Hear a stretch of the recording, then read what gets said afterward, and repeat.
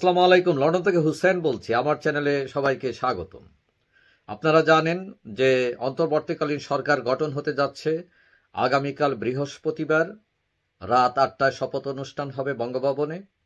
এই শপথ অনুষ্ঠানে যোগদান করার জন্য ফ্রান্স থেকে রওনা দিয়েছেন ডক্টর মোহাম্মদ ইউনূস। তিনি সরকারের প্রধান হবেন। ডক্টর ইউনূসকে অন্তর্বর্তীকালীন সরকারের প্রধান হিসেবে ঘোষণার পর ফ্রান্সের সরকার বিশেষ নিরাপত্তা দেয় তাকে, এবং বিশেষ নিরাপত্তা প্রহরায় তিনি ফ্রান্স থেকে ফ্লাই করেছেন বাংলাদেশের উদ্দেশ্যে।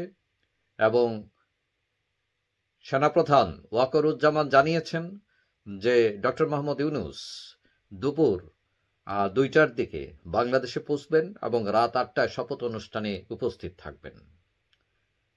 ওই অনুষ্ঠানে আরও যারা থাকবেন তারা সেখানে এই অন্তর্বর্তী সরকারের যারা সদস্য থাকবেন তাদের একটা নাম প্রস্তাব করেছেন সমন্বয়কারীরা।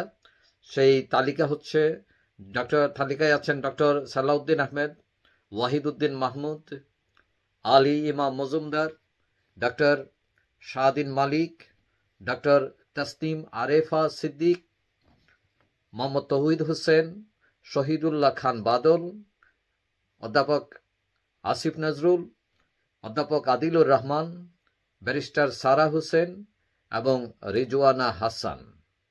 অবশ্য এই যে তালিকা, এই তালিকার সাথে হয়তো আরও কিছু সংযুক্ত হতে পারেন, এবং এই তালিকা অনুযায়ী মনে করা হচ্ছে যে এই অন্তর্বর্তীকালীন সরকার গঠন করা হবে। এইদিকে ডক্টর ইউনূস ছাত্রদেরকে অভিনন্দন জানিয়েছেন। তিনি দেশবাসীকে ধৈর্য ধারণ করার কথা বলেছেন এবং বলেছেন সম্ভাবনাময় এই দেশটিকে যাতে আমরা নির্মাণ করি, রক্ষা করি, এবং সহিংসতা পরিহার করার জন্য তিনি অনুরোধ জানিয়েছেন জাতিকে।